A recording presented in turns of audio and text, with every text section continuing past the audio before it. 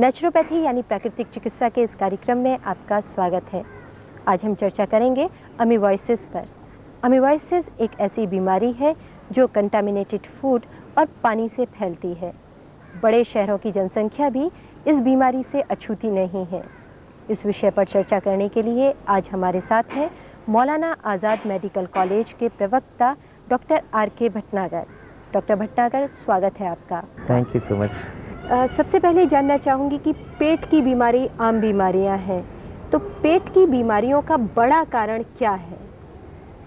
हमारे देश में जहाँ पे कि पानी की और खाने की समस्या है, एंटामीबा हिस्टोलिटिका जो कि पेचिस करता है, अमीबाइसिस करता है, उसकी बहुत बड़ी मान्यता है क्योंकि बहुत कॉमन है ये, और ये गंदे पानी से और गंदे खाने से ही फैलता है, खासकर बच्चों में और लेडीज़ में जो हाइजीन नहीं रखते। और इंसिडेंस वाइज इसका बढ़ता ही है क्योंकि ये एक बीमारी ऐसी है जिसको हम पानी से और खाने से कंट्रोल कर सकते हैं। तो इसका इंसिडेंस अभी भी बहुत है हिंदुस्तान में, क्योंकि problem of contamination of water and food is very very common. रही बात इसके सिम्टम्स की, सिम्टम्स में ये होता है कि जब ये सिस्ट फॉर्म में जाता है खाने के साथ या पानी में, और छोटी आंतों में, बड़ी आंतों में जाके, खासकर बड़ी आंत में ये फैल जाता है।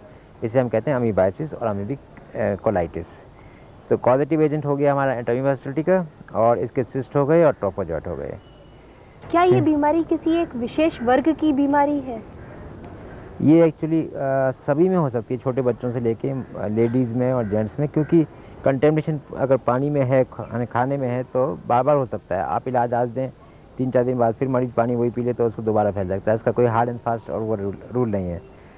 सिम्टम्स में बताएं, सिम्टम्स में इसका होता है जैसे पेट में एक तो दर्द होता है, लूज मोशन होते हैं, कभी कभी अगर सीवियर है तो उसमें टट्टी में खून भी आ सकता है, और इसके अलावा डिस्पेप्सिया जिसमें कि खाने की इच्छा नहीं होती है, कुछ गैस बन सकती है, फ्लैचुलेंस जिसे कहते हैं, नोजिया हो सकता है, हार्ट बर्न हो सकता है एपिगैस्ट्रियम में।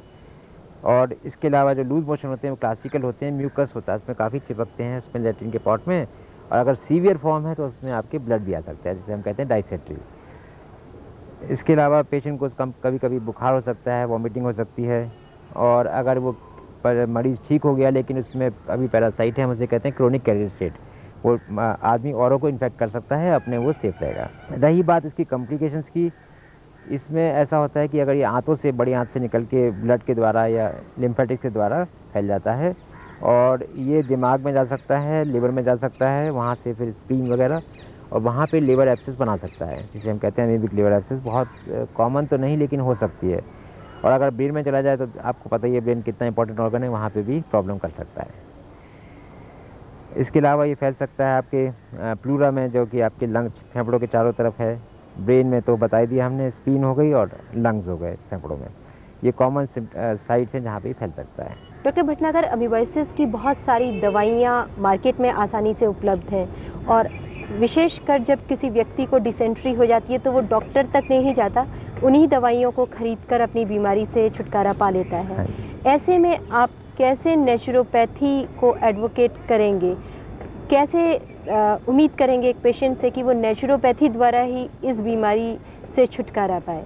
नेचुरोपैथी बड़ा अच्छा एक साधन है जो हम लोगों को अवेयर बना सकते हैं कि ढंग से साफ़ पानी, साफ़ खाना वगैरह, फल लें धो धा के।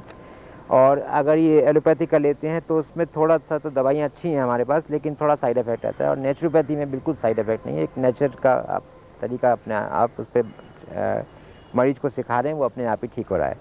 तो इसमें एक तो आप ताज़ा पानी दीजिएगा, fresh water and fresh food, जिसमें कि सब्जियाँ अगर आप सलाद लेते हैं तो अच्छी तरह धो के उनको साफ़ करके खिलाएँ। एक आपका हो सकता है कोल्ड वाटर एनीमा दे सकते हैं, जिसको हम करते हैं लैट्रिन के द्वारा डालते हैं, इसमें नीम की पत्ती हो सकती है। और इसके अलावा मरीज को कह सकते हैं कि 2 या 3 दिन लगातार वो फास्टिंग करे, जूस ले, खूब सारा जूस पिए साफ़ सुथरा, और मिक्स फ्रूट जूस वगैरह, तो उससे काफ़ी फ़ायदा होगा। कुछ बात रही मड पैक्स की, और जो मिट्टी की, गीली मिट्टी के उसमें कपड़ा लपेट के हम पेट पे रख सकते हैं, किडनी पे रख सकते हैं, और इसको हम कहते हैं मड पैक्स।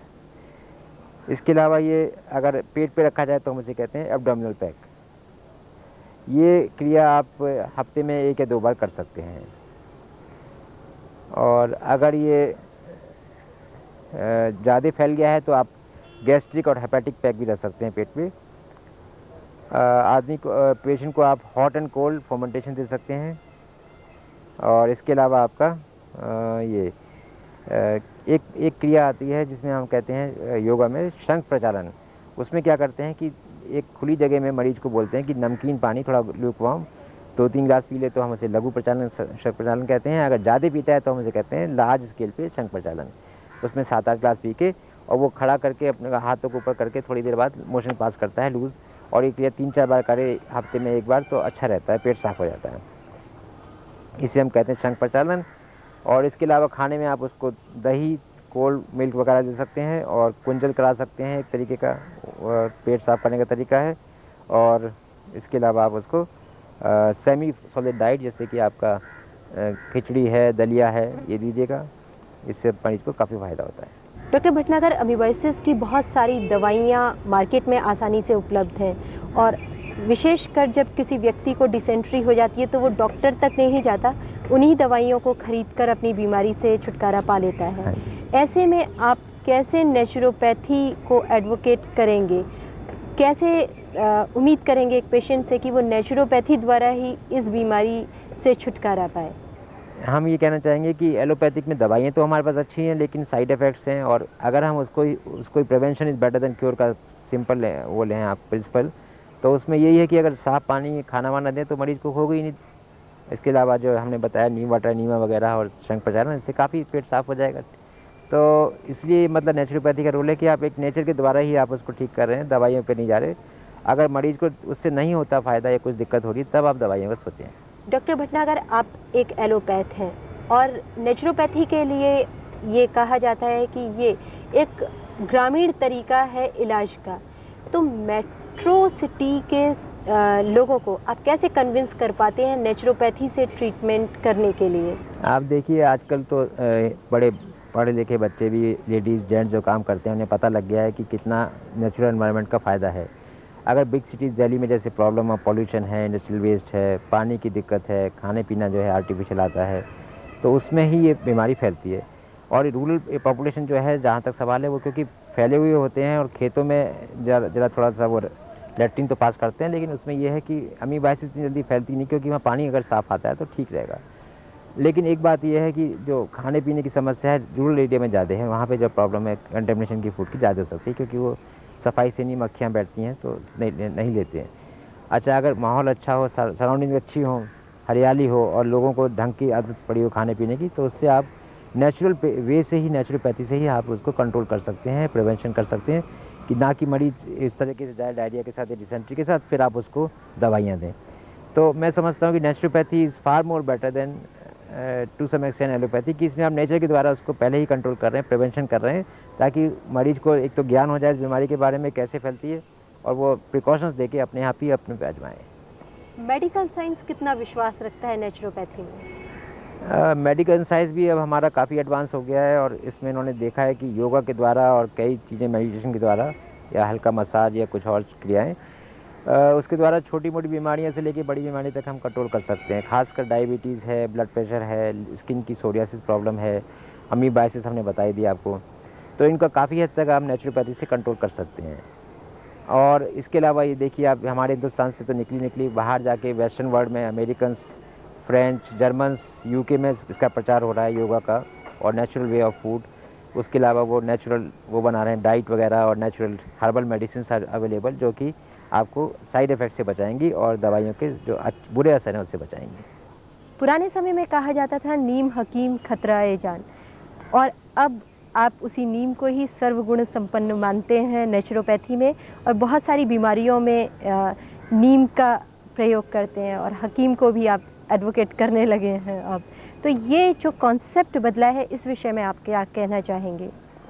मैं ये कहना चाहूँगा कि जो क्वालिफाइड डॉक्टर्स हैं, जैसे नेचुरोपैथी के हैं, होम्योपैथिक के हैं, यूनानी है, आयुर्वेदिक हैं, उनको पूरी तरह से सिखाया जाता है, नॉलेज होती है बीमारियों के बारे में और कैसे इलाज करता है।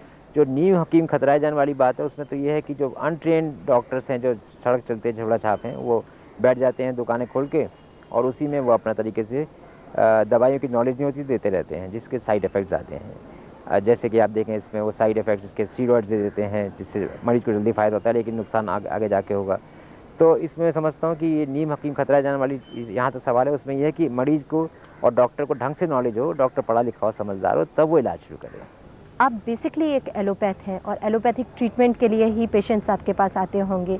जब वो एक एलोपैथ को नेचुरोपैथी से ट्रीट करते हुए देखते हैं तो उनका क्या एटीट्यूड रहता है? जैसे लोग पढ़ रहे हैं, समझ रहे हैं, सिविलाइजेशन हो रहा है, उससे लोगों को पता लगा है कि भाई अगर हरियाली चारों तरफ रहे, नेचुरल सराउंडिंग्स रहें और पानी की सफाई हो, खाना पीना ताज़ा मिले, फल फ्रूट्स, सलाद वगैरह या स्प्राउटेड दालें वगैरह, तो उसमें जो एंजाइम्स आती हैं, प्रोटीन्स आते हैं, विटामिन्स आते हैं, वो नॉर्मल फॉर्म में, नेचुरल फॉर्म में आते हैं। अगर आप आर्टिफिशियल फूड देखें, जैसे कि मोटापा बढ़ रहा है, डायबिटीज़, ब्लड प्रेशर वगैरह, तो उसमें फिर आप एलोपैथिक में जाएंगे, साइड इफ़ेक्ट्स उसके भी हैं। फिर कब तक एलोपैथिक दवाई लेंगे? अगर आप नेचुरल वे से ही कंट्रोल कर लेते हैं तो आप लंबी लाइफ में अपने करते रहें क्रिया, कब तक दवाई खाएंगे? तो ये फ़र्क हो जाता है। एक आम आदमी को नेचुरोपैथी अपनाने के लिए क्या क्या प्रिकॉशंस लेने चाहिए? उसको एक तो खाने की जो उसकी क्रिया है वो टाइम से हो और खाना बॉयल्ड फूड खाए, पानी का सेवन खूब करे, 4-5 लीटर पानी पी जाए दिन में या गर्मी में तो अच्छा रहता है। इसके अलावा अपने को साफ़ रखे, अपने हाइजीनिकली स्किन ठीक रहेगी, उसके कपड़े ठीक रहेंगे तो उसको काम करने का भी मज़ा आएगा। और जहाँ तक सवाल है बैलेंस डाइट लेगा तो उससे और बीमारियाँ रुकेंगी, उसके नॉर्मल रहेगी हेल्थ और वेट वगैरह। कुछ आयुर्वेदिक दवाइयाँ भी हैं या हर्बल मेडिसिन हैं, वो भी साथ में ले सकता है, सेवन कर सकता है, जैसे च्यवनप्राश है या आपके कुछ विटामिन सी के लिए आंवले का पाउडर है, ये चीज़ें अच्छी हैं। सलाद है, बच्चों के लिए थोड़ा सा पहले केसर देते थे, घुट्टी देते थे थोड़ा सा पेट सुधारने के लिए, वो भी हर्बल मेडिसिन ही हैं। तो एक तरीके का ये है कि अगर आदमी शहरों में रह रहा है, बहुत बिजी लाइफ है, और थोड़ा टाइम निकाल के 1-2 घंटा अगर हफ्ते में वो अपने कुछ योगा कर ले, मसाज करा ले या कुछ एनिमा ले ले, तो उससे काफ़ी हद तक उसकी जो हेल्थ है वो वेल मेंटेन रहेगी और उसकी लाइफ एक्सपेक्टेंसी भी बढ़ेगी, उसकी परफॉर्मेंस बढ़ेगी, एफिशिएंसी बढ़ेगी, काम में मज़ा आएगा।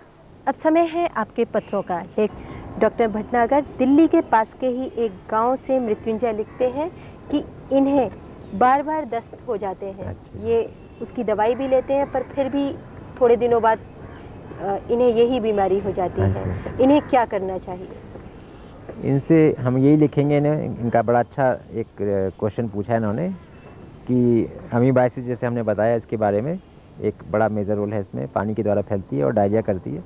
तो अगर ये पानी स्वच्छ पिएँ, ट्यूबवेल का हो तो उसको फिल्टर कर दें या क्लोरीन की टेबलेट डाल के अगर उसको या उबाल के ठंडा करके स्वच्छ पानी पिएंगे तो अमीबाइसिस काफ़ी हद तक रुक जाएगी, जो कॉमनेस्ट कॉज ऑफ डायरिया है। इसके अलावा कुछ इन्फेक्शन बैक्टीरिया जैसे ई कोलाई है, एक पैरासाइट है बेलेटेड कोलाई, जिससे ब्लड आ सकता है शुरू में, वो भी अगर साफ पानी लेंगे, खाना लेंगे तो उससे कंट्रोल रहेगा। तो इसका सबसे अच्छा इलाज यही है कि प्रिवेंशन अगर वो करें सफाई से खाने पीने का, तो डायरिया अपने आप ही कंट्रोल हो जाएगा। इसमें अगर नहीं होता है तो हम कुछ दवाइयाँ एलोपैथिक दे सकते हैं या कुछ आयुर्वेदिक, और अगर ज़्यादा डिहाइड्रेशन हो जाता है, पानी की कमी हो गई, तो हमको उसको इंट्रावीनस ब्लड के द्वारा ग्लूकोज और कुछ देना पड़ेगा। दूसरा लेटर हमें मिल रहा है दिल्ली के पॉश इलाके साउथ दिल्ली से। इस फैमिली का कहना है कि इनकी पूरी फैमिली में लगभग हर महीने ही कोई ना कोई डिसेंट्री का शिकायत रहता है, जबकि ये साफ पानी पीते हैं। अच्छा जी। तो इसका कारण क्या हो सकता है? देखिए, एक बात और होती है कि जैसे खाना अगर साफ़ ले रहे हैं लेकिन पानी भी साफ़ ले रहे हैं, लेकिन आपने ये नहीं देखा कि जो आपको फूड हैंडलर है, जो आपको नौकरानी या नौकर खिला रहा है, उसके गंदे हाथ हैं, कंटेमिनेटेड है, क्योंकि वो अपने गंदे हाथों से पानी में या खाने में इन्फेक्शन दे सकता है, जो आप डायसेंट्री के रूप ले सकती है। तो अगर आप नौकर को भी कहें कि सफाई से रहे या उसको आप दवाई दे के या उसको कुछ नेचुरोपैथी से कंट्रोल कर लें अमीबाइसिस को, तो ये नहीं फैलेगा और काफ़ी हद तक कंट्रोल हो जाएगा। डॉक्टर भटनागर, आपका बहुत बहुत शुक्रिया। तो देखा आपने, अमीबाइसिस जैसी बीमारी जिसे एक खतरनाक बीमारी में तब्दील होते देर नहीं लगती, उसे भी प्राकृतिक चिकित्सा द्वारा बखूबी ठीक किया जा सकता है, या यूँ कहें कि प्राकृतिक चिकित्सा द्वारा ही इसे सही तरीके से ठीक किया जा सकता है।